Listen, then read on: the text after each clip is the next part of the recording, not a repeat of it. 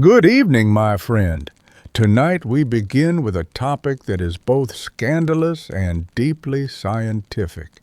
A topic wrapped in linen, buried beneath sand, and whispered through hieroglyphs. We're stepping into the sensual, complex, and often misunderstood world of sex in ancient Egypt. A world where foreplay might simply have meant hoping no one was watching, where intimacy was both sacred and practical, and where what we consider taboo today was in many ways just another part of life. You and I live in a time where sex is hyper-visible, everywhere, and yet still strangely uncomfortable. It's packaged in films, sold in ads, whispered about in therapy sessions. We can swipe, search, filter, and even simulate it. But in ancient Egypt, sex had no app, no algorithm. It wasn't hidden behind shame or spectacle. It was life. In the ancient Nile Valley, sex was not only a private act, it was political, religious, cosmic. Every sexual act, whether sacred or mundane, echoed something deeper. The rhythms of the universe, the tides of the Nile, the breath of creation itself. Let's begin where all stories begin, in Egypt, with the gods. Atum, the self-born deity, is said to have created the world through an act of self-pleasure. From his body came the first divine siblings, Shu, god of air, and Tefnut, goddess of moisture. It wasn't a metaphor. It was cosmic biology. In Egyptian thought, the body and its fluids, semen, blood, milk, were not shameful. They were sacred tools of generation, life poured from the divine body. Another tale speaks of Isis and Osiris. When Osiris is murdered and his body scattered across Egypt, Isis reassembles him piece by piece. But one part is missing, his phallus. She fashions a new one from gold and uses it to conceive Horus. The act is not crude, it's redemptive. Love, magic, and divine sexuality restore balance to a shattered cosmos. The myth sets the tone for the mortal world. Egyptians did not separate body and spirit. To them, what happened in the bedroom echoed through temples and tombs. Sexual union was not just desire, it was creation, ritual, regeneration. And yet, the day-to-day reality of sex in Egypt was not draped in incense and gold. It was, in many ways, surprisingly ordinary. Let's walk into a commoner's home. Mud brick walls, a thatched roof, narrow rooms with little privacy, a sleeping mat, maybe a wooden bed if the family is lucky. People live closely, family members, neighbors, livestock. Privacy is rare, but not impossible. There is evidence that Egyptian homes were built with small private chambers, or at least alcoves. Intimacy, though not hidden, was respected. Couples found their time under the stars, in the heat of the day when others were away, in courtyards behind closed doors. And who were these couples? Contrary to modern myth, marriage in Egypt wasn't arranged with rigid ceremony. Often it began when two people decided to live together. No priest, no temple, just a shared household, a shared bed, a shared life. Marriage contracts might come later, especially to secure inheritance and protect the woman's rights. And yes, Egyptian women had rights. They could own property, initiate divorce, and receive compensation if their husbands mistreated them. One contract from the New Kingdom states that if the man divorces his wife without good cause, he must give her 1.5 pieces of silver and 1/3 of his belongings. That's not romantic, but it's real, practical, fair. But let's not pretend everything was equal. Women's roles were defined by fertility. The ideal woman bore children, especially sons. Her value was often linked to her ability to nurture, to seduce, to serve. And yet, Egyptian poetry reveals tenderness and desire that cuts through all social expectations. One poem reads, "My heart flutters hastily when I think of you. It lets me not act sensibly. It leaps from its place. It lets me not put on a dress, nor wrap my scarf around me. I do not put kohl upon my eyes. I am not even presentable." These were not rigid gender scripts. These were hearts laid bare. Egyptians wrote of longing, flirtation, stolen glances. "She passed by me, and my soul left my body." It's a line that would not feel out of place in a modern pop song. And what of pleasure? Did Egyptians enjoy sex? Absolutely. There is evidence of sensual massage oils, aphrodisiac recipes, erotic amulets. Women used makeup not just for beauty, but as an extension of charm and erotic play. Men often shaved their bodies and perfumed themselves.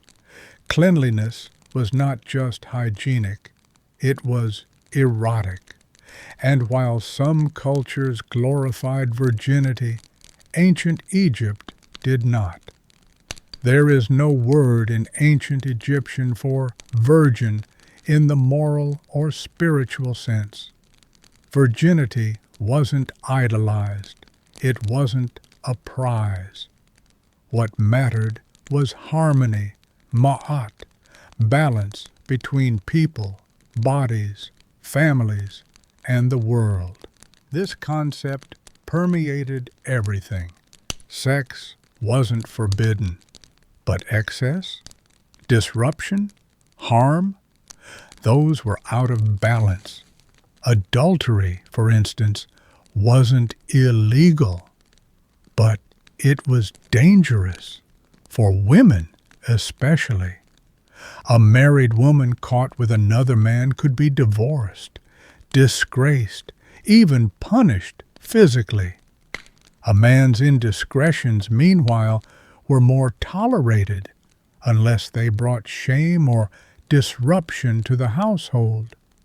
And yet, sexual liberty did exist, especially for those outside the elite. Lovers met in taverns, in fields, in the shadow of temples. The erotic papyrus of Turin, hidden for centuries, depicts scenes so vivid, so unabashedly human, that it shocked even modern scholars. A man balances a wine jar on his head while entering a woman from behind. Another lies in a cart while two women straddle him. These are not divine scenes. They're fantasy, comedy, joy. They remind us that the ancient Egyptians, for all their mystery, were real people with desire, imagination, laughter, and this, perhaps, is the most important truth. Egyptians did not fear sex. They did not silence it. They lived it. So tonight, as you lie back, eyes closed, let your mind drift. Imagine the Nile's slow breath, the murmur of palms in moonlight, a whispered poem, a soft hand, the brush of linen in the heat. Sex in ancient Egypt was not hidden, it was not sinful, it was natural. And as we continue our journey, we will see just how deep that truth went.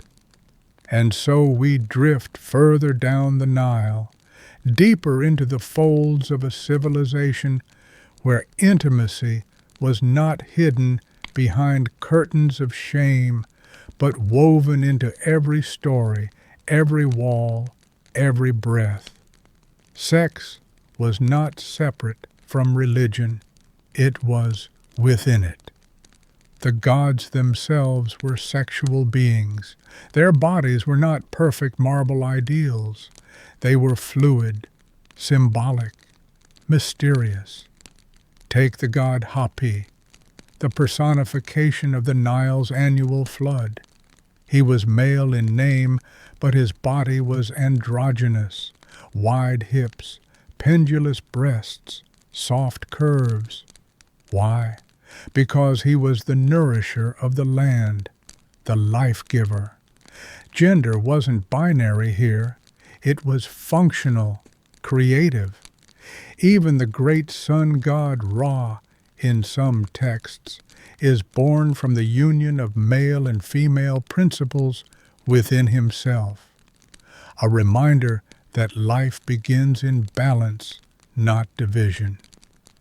And then there was Seth, the god of chaos, desert, and storm. His mythic battles with Horus included sexual humiliation, symbolic acts of dominance. In one tale, Seth attempts to rape Horus, but Horus, clever, traps Seth's semen and uses it against him. The tale is not about sexuality as we understand it, but about power, submission, revenge, and balance disrupted. It sounds shocking to modern ears, but the Egyptians weren't scandalized. To them, the body and its acts could carry meanings far beyond pleasure or pain. Sex could symbolize control, rebellion, fertility, destruction. And what about same-sex love? Did it exist? Was it accepted? We don't have laws criminalizing it, nor do we have romantic ballads celebrating it. But we do have tombs and silence and suggestion. The tomb of Neankhnum and Khnumhotep, two royal manicurists buried together in Saqqara, shows them embracing, nose to nose, in poses typically reserved for married couples.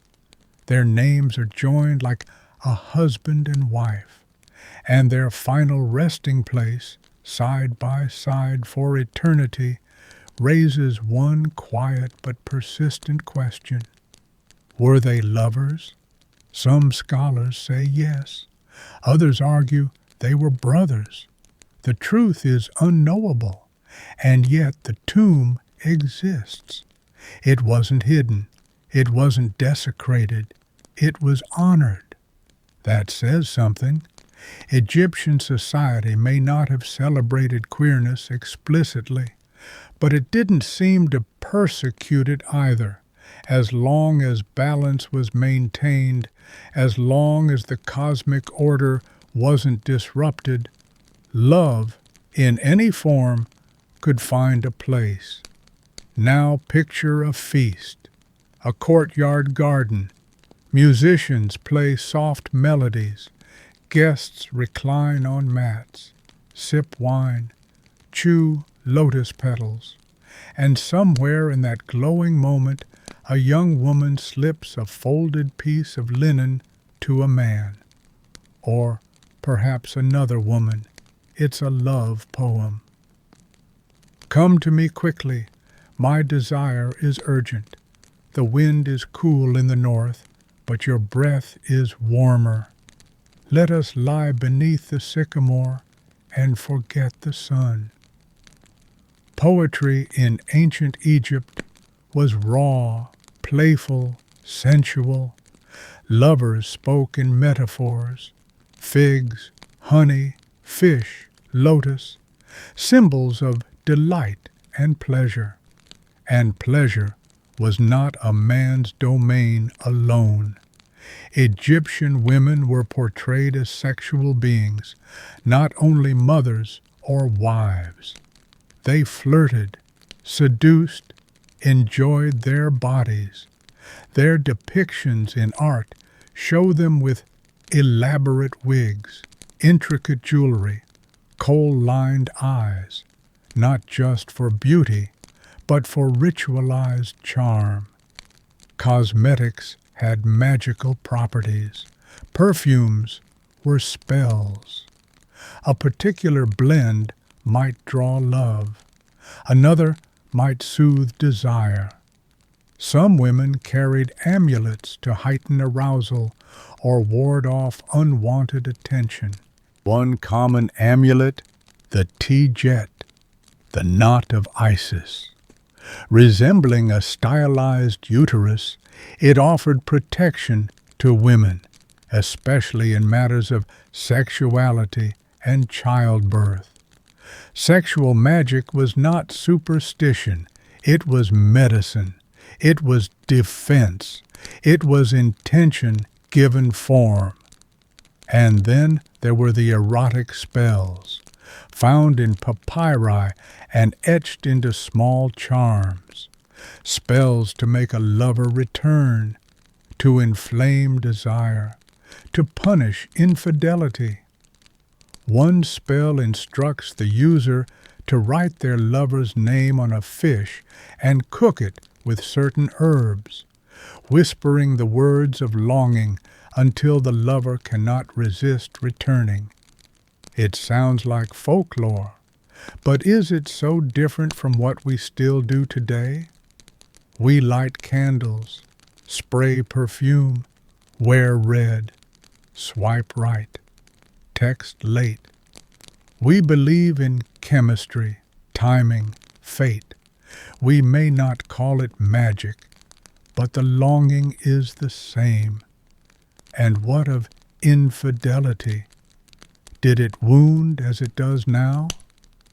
Yes, there are poems of betrayal, tales of lovers caught, punished, exiled.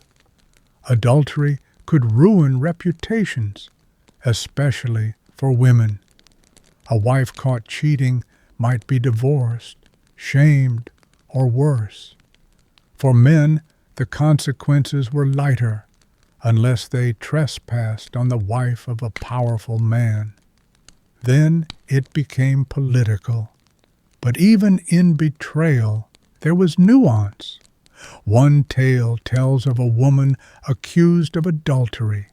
She swears her innocence before the gods. She bathes in sacred water. And the gods, it is said, revealed the truth, not through thunder or fire, but through dreams. Justice was spiritual, not judicial. And then there were lovers who met outside the laws, couples who could not be seen in daylight, who found each other in the shade of palm trees, in the silence of shrines. Some left no names, just glimpses, a handprint on a tomb, a name scratched behind a statue, a shared burial in an unmarked grave. These were the quiet rebellions, the private acts that said, I see you, I choose you, even if the world cannot.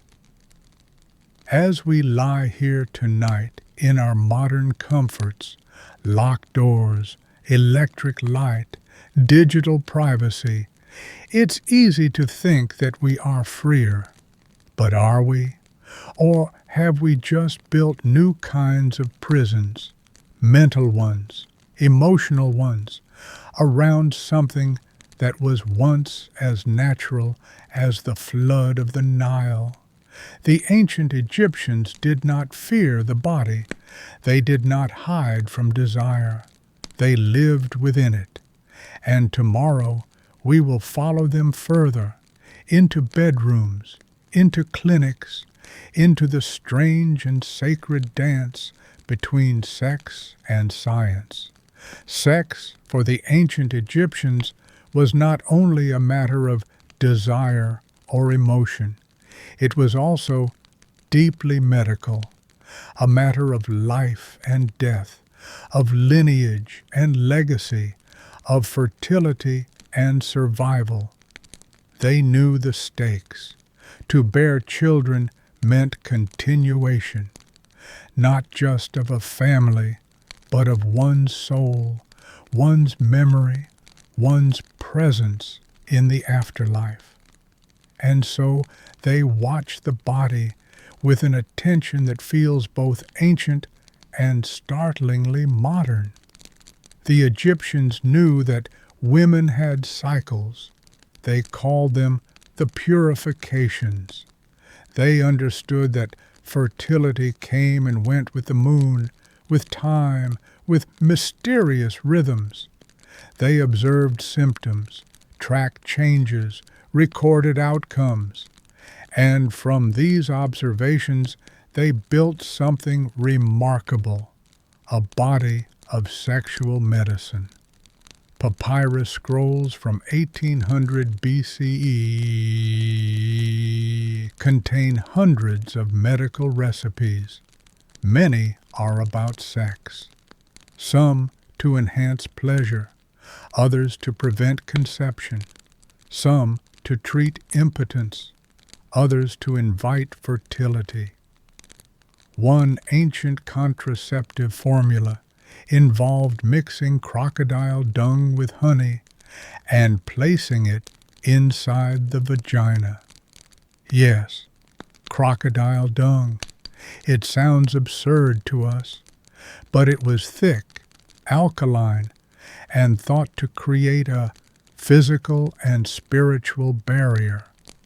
Another remedy used acacia gum, a substance modern science confirms has spermicidal properties. It was ground into paste, mixed with dates, and inserted as a pessary. In these practices, we find the strange fusion of observation and magic, of medicine and mystery, of trial and prayer. It was not blind belief. It was experimentation, repeated over generations, a form of science, long before science had a name. To aid conception, there were equally elaborate methods. A woman struggling to become pregnant might be instructed to drink a mixture of ground carob and beer, while reciting invocations to Hathor, the goddess of love and birth. Another text suggests that placing a piece of onion in the vagina overnight could determine fertility if the scent emerged from the nose by morning. Her channels were open. These ideas may seem strange now, but so too might our own ovulation strips, hormone injections, IVF. The tools change, the desperation doesn't. Infertility in ancient Egypt was a private sorrow, but it was also a cosmic imbalance. To be childless was not just a personal failure. It meant something in the grand design. It raised questions about the gods, about karma, about purity. And yet, there was empathy, not punishment. Texts speak gently of women who grieve. Amulets were given for comfort, spells for hope. One charm, shaped like a frog, the symbol of birth, was worn by midwives and hopeful mothers alike. Women had allies, other women, healers, midwives, priestesses. Some passed down knowledge orally, how to massage the belly, how to warm the womb, how to breathe through pain. There was no shame in asking, in trying, in praying. Sex itself was treated with similar realism. Men sought remedies for performance. One text prescribes a mixture of crushed scarab beetle and oil to stimulate erection. Another advises bathing the genitals in warm wine mixed with resin. Pleasure mattered to both partners. It was not only about procreation. Egyptian poetry makes this clear. Lovers speak not of duty, but of longing, of touch, of scent, of sound. And when sex went wrong, when it brought disease or discomfort, they treated that too. Some scrolls describe infections, lesions, discharge. The language is symbolic. Heat in the blood, sickness of the lower path. But the observations are precise. Treatments included myrrh, frankincense, garlic, wine. These were antiseptic, antifungal, soothing. The remedies weren't random. They were born from a long lineage of experimentation and memory. And when even these failed, the Egyptians turned to magic. A woman might place a scarab-shaped stone under her pillow, carved with spells to calm the inner waters. A man might carry a lion-tooth charm to chase away weakness. The lines between healing and enchantment were not drawn. Why should they be? To them, the body was not mechanical. It was spiritual, emotional, social. A man's impotence might come from guilt, or a curse, or a restless ghost. A woman's barrenness might be due to sorrow, or imbalance, or the gaze of an enemy. We might smile at this now, and yet do we not still search for meaning in our pain? How often do we say, I feel blocked. I carry trauma in my body. My heart isn't ready. We are still decoding desire, still learning that sex is not only about organs or hormones, but about trust, time, rhythm, and belief. The Egyptians knew this intuitively. They lived it. They took herbs, yes, but they also lit incense. They drank wine, but also whispered spells. They touched, but also dreamed. Their intimacy was layered, physical and symbolic, sensual and sacred.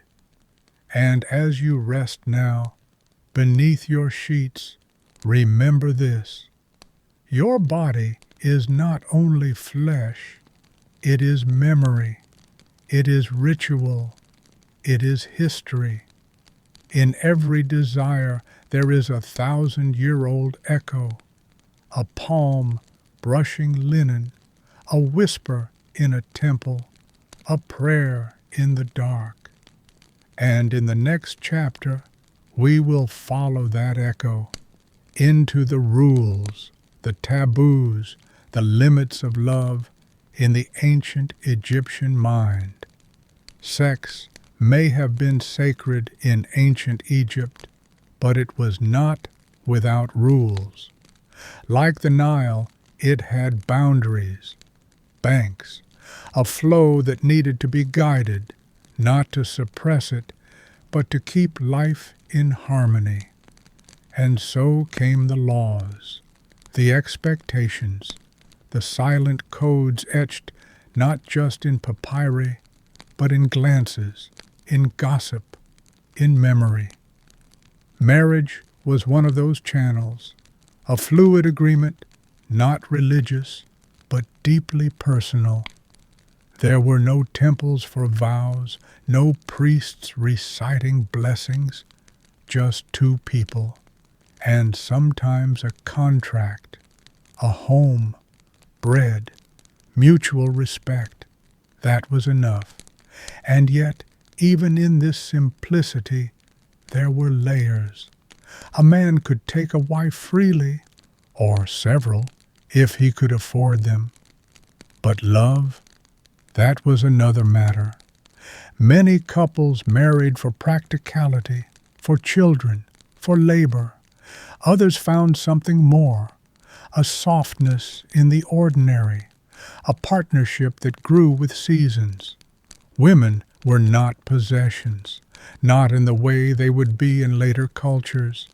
Egyptian wives could own property, initiate divorce, and keep custody of their children. Their bodies were not commodities. They were sovereign, sacred temples of Hathor and Isis. And still, desire wandered. Infidelity existed, of course, in whispered poems, in hidden gardens, in sudden absences, a husband away on business, a neighbor too attentive. But the weight of betrayal was different. There was no commandment carved in stone forbidding it. Instead, there was reputation, a currency even more fragile than gold.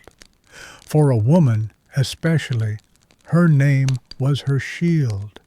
A single scandal could undo her standing. A rumor could follow her beyond the grave. In love poems, the greatest fear is not heartbreak, but shame. And yet, shame was a social weapon, not a legal one. There were no public stonings, no ritual punishments. A marriage might dissolve, yes. A man might take another wife. A woman might return to her father's house. But punishment came in whispers. In one story, a woman accused of adultery defends herself not before a judge, but before a statue of the god Thoth. She cries, she pleads, she offers incense, and the god, through signs, through silence, through a dream, delivers a verdict. It's strange, isn't it, that in a world so ancient, justice was often more spiritual than legal. A soul judged not just by laws, but by harmony, by balance, by ma'at, the principle of cosmic order, the feather that weighed every heart. Sex that violated ma'at through deceit, violence, or imbalance was not wrong because it broke a law. It was wrong because it broke reality. And so people feared disruption more than sin. They feared becoming a name that was no longer spoken. And still, love resisted rules. Lovers met in the heat of the sun, in the cool of temples, in the fleeting minutes between duties. There were even hieroglyphs for stolen glances, for sighs, for longing left unanswered. But let's not romanticize it too much. Jealousy was real. So was control. Men could be possessive. Women could be cunning. Families could interfere. Lovers could lie. Even the gods had affairs. Osiris with Isis, but also Nephthys. Seth with anyone he could overpower. The divine world mirrored the human, complicated, passionate, flawed. There were warnings in the literature. A young man is cautioned not to trust a beautiful stranger. She will lead you to her chamber, and there you will forget your name, the text says. Another tale speaks of a woman who bewitches men with perfume and silk, and then leaves them ruined. These were not moral condemnations. They were human stories, echoes of fear, of fascination, of the fire that both warms and burns. And sometimes the law did intervene, especially when status was involved. A nobleman's wife caught in adultery might bring disgrace to a household, even threaten inheritance. In rare cases, such offenses could lead to exile or to forced separation, but mostly punishment was social, invisible, lingering. Divorce, though, was accessible for both men and women. A woman could say, "I am no longer pleased," and the marriage would end. If a husband mistreated her, if he failed to provide food or clothing or respect, she had legal grounds to leave, and many did. Marriage was not prison, it was partnership, and when it failed, it ended. What a contrast to so many other ancient cultures, where a woman's body was her father's property, her husband's right, her society's burden. In Egypt, she had a name, she had a signature, she had rights, and yet she also had expectations to be fertile, to be faithful, to be discreet. A woman who defied too many norms could find herself isolated, not by force, but by absence. Friends stopped visiting, neighbors stopped speaking, her name no longer written in invitations, in prayers, in tombs. There was a kind of violence in that silence, and men, they faced consequences too. A man who seduced another man's wife risked more than anger. He risked his own reputation, his own alliances. Power was delicate. Honor could be shattered in a single night. Still, sex did not vanish into fear. It pulsed, always, beneath the surface. In the paintings on bedroom walls, couples entwined, hands gently placed. In the love songs, whispered by servants to absent lovers. In the fertility dolls, hidden beneath beds. The Egyptians lived in a paradox, a society both permissive and restrained, a world where sex was sacred, and yet surrounded by rules, not because sex was sinful, but because it was powerful. It could create life. It could destroy families. It could awaken the gods. And tonight, as you breathe deeper, think of your own boundaries, not the ones drawn by laws, but the ones shaped by love, by trust, by truth. In the end, the Egyptians remind us the most dangerous trespass is not against a rule, but against the heart. Desire is not always loud. Sometimes it whispers. In ancient Egypt, love did not need declarations. It bloomed in metaphors, in glances, in poems written in the margins of life. Their eroticism was not like ours, not obsessed with exposure, not driven by shame. It was subtler, more symbolic, and perhaps because of that, more powerful. Take, for example, the love poetry, scrawled on potsherds, carved into tombs, whispered in festivals. These verses were not mere decoration. They were longing made visible.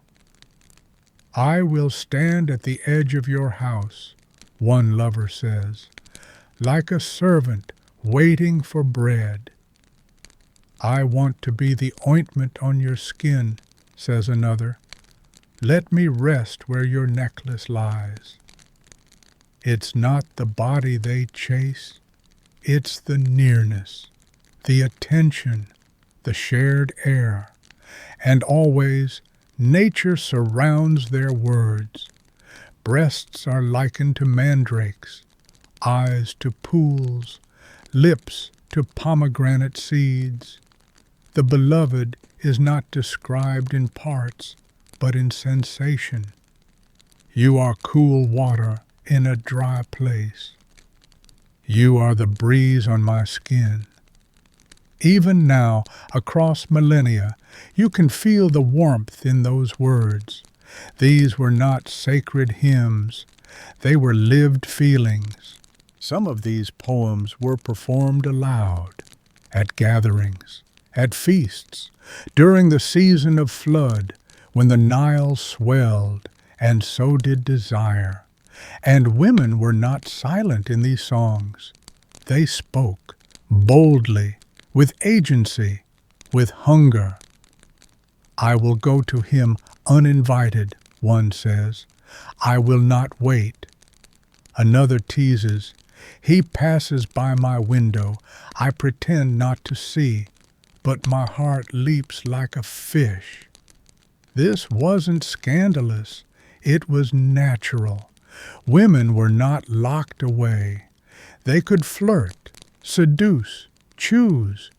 They wore perfumes, henna, sheer linen. Their coal-lined eyes caught the light. Their laughter filled courtyards.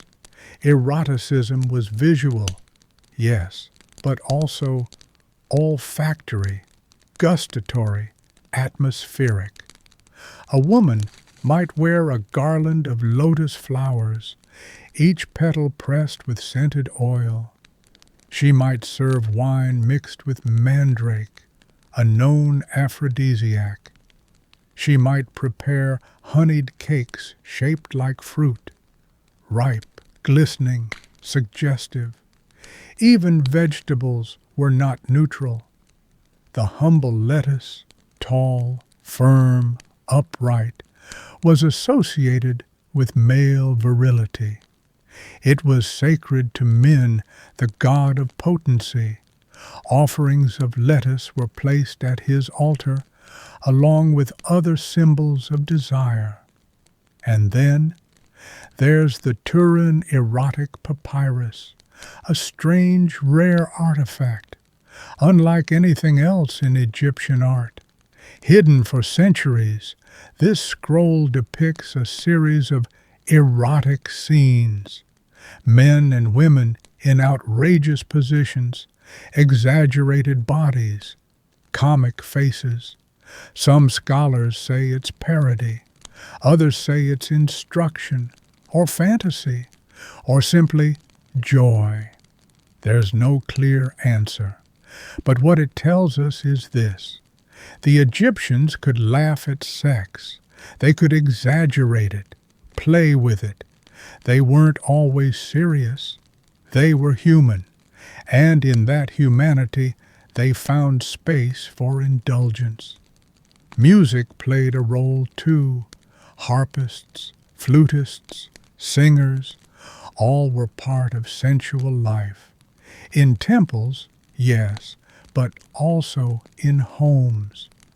A well-played song could soften a mood, stir a memory, open the body, even dance, slow, undulating, veiled in fabric, became an offering, a form of seduction, a ritual. And not all pleasure was heteronormative. Though rarely depicted, same-sex affection existed. A shared bed, a mutual glance, a joint tomb. We must not project modern labels. Gay and straight did not exist, but affection, intimacy, yes. Two men named Khnumhotep and Niankhkhnum were buried side by side in a tomb meant for couples. Their arms intertwined, their noses nearly touching, the Egyptian gesture of a kiss. No outrage followed, no erasure. Their story was preserved, quietly, respectfully. Desire was fluid, and for women especially, that fluidity mattered. A wife might be faithful and still remember another. A priestess might serve a goddess and still feel longing. A widow might take a lover in secret. Not all love was permitted, but not all love was punished. The boundaries were more social than moral. There was no original sin, no Eve, no fall from grace. Sex was not tied to guilt. It was not a loss. There was no virginity in the moral sense. There was only the body, its cycles, its tides. A woman's value was not in her untouchedness, but in her wisdom, her skill, her fertility, her joy. And this is where the Egyptians diverge most from later cultures. They didn't fear sex. They didn't idolize it either. They understood it as part of the whole. Food, drink, touch, story, sleep, and sex. All flowed together, all part of Mayat. Balance. That's why love poems appear alongside medical spells. That's why erotic statues sit next to fertility charms. That's why temples had rooms for ritual union, where gods and humans could meet in sacred intimacy. Imagine that, a world where sex was not torn from the sacred, but rooted in it, not hidden, not elevated, simply integrated. And as you rest tonight, ask yourself, what if we too stopped dividing love into categories? What if we treated desire not as indulgence, but as connection, not as something to conquer, but as something to understand? Because the Egyptians knew the body doesn't lie, the heart remembers, and every touch, every look, every whispered word echoes long after. To speak of sex in ancient Egypt is also to speak of health, because to them the act was not simply pleasure or procreation, it was balance, a force within the body like breath or blood. If it moved freely, life flourished. If it was blocked, sickness crept in. They didn't separate the physical from the spiritual. A fever might be caused by a spirit, yes, but also by passion unexpressed, or by a curse lodged in the womb. The body was a landscape, sacred, complex, readable, and so sex was part of medicine. Medical papyri describe intimate details of anatomy. The Ebers Papyrus, the Kahun Gynecological Papyrus, they offer remedies for everything from impotence to menstrual pain. Not always accurate by modern standards, but deeply attentive. They knew, for instance, that the womb could be displaced, that pain could travel from the belly to the thighs, that emotions affected the body, that birth required both strength and softness. Menstruation was not shameful. It was a sign of health, of readiness, and its absence, a mystery that might mean life or danger. Women treated other women. Midwives, though unnamed, were respected. They prepared amulets, whispered spells, rubbed oils onto bellies. They sat beside low beds or birthing stools, catching life as it slipped into the world. And birth was not hidden. It was feared, yes, for pain, for risk, but it was public. Women helped each other. A husband might wait nearby, offer wine, recite a prayer. But it was the women who bled, who groaned, who triumphed. Still, danger loomed. Childbirth was a gamble. Many did not survive, and yet they kept trying, not just out of duty, but out of hope. The continuation of the line, the voice of the ancestor, the smile of the goddess in the eyes of a newborn. Contraception existed too. Some methods were mystical: crocodile dung, honey, acacia, inserted like charms. Others were practical: timing, abstinence, ritual cleansing. Did they work?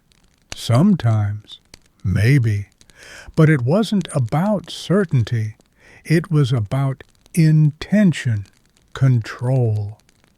Even abortion, in limited forms, was not taboo. Papyrus scrolls describe methods to release what is not yet ready: herbs, pressure, spells, and alongside this, magic. Not the stage kind, but the sacred kind.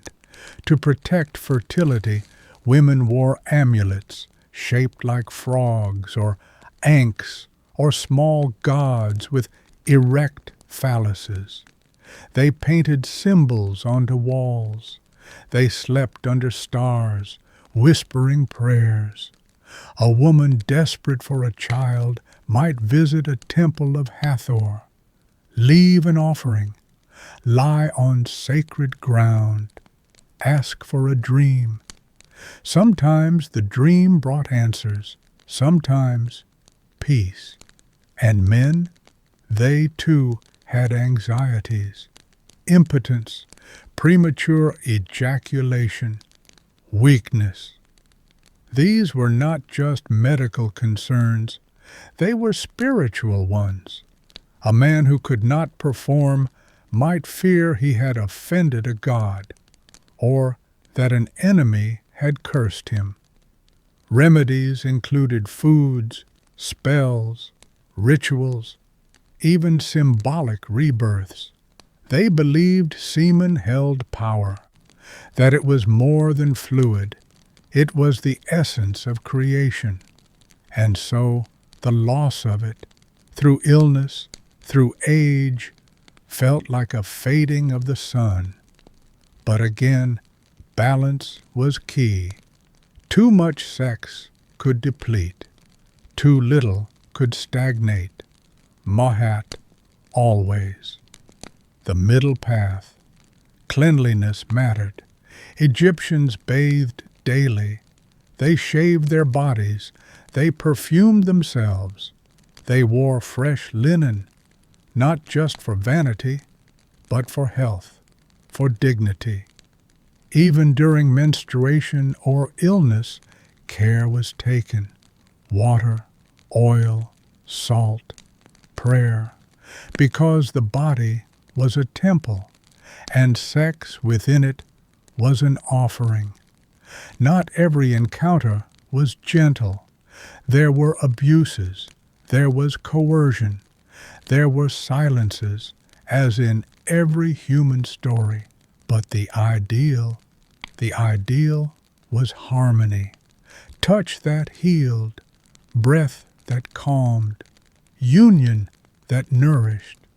They didn't speak of trauma the way we do, but they recognized imbalance. They sensed when something was wrong. They sought to restore. A woman who had been disturbed might carry a protective charm.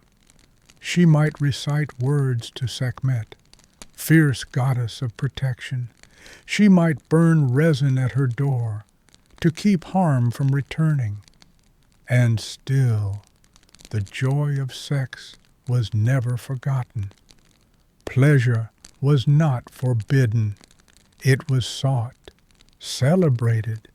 In love songs, couples lie under trees, in boats, in shadowed alcoves. They feed each other figs. They laugh. They remember. In one tale, a young man boasts that he can satisfy 10 women in one night. In another, a woman dreams of her lover touching her neck, her thighs, her breath catching in sleep. Even in death, sex was not abandoned. Grave goods included scented oils, fertility symbols, amulets for potency. Some tombs had erotic scenes carved discreetly behind doors for the afterlife, when lovers might meet again, because they believed desire crossed the veil, that love could bloom even in silence, that the soul remembered the body's rhythms.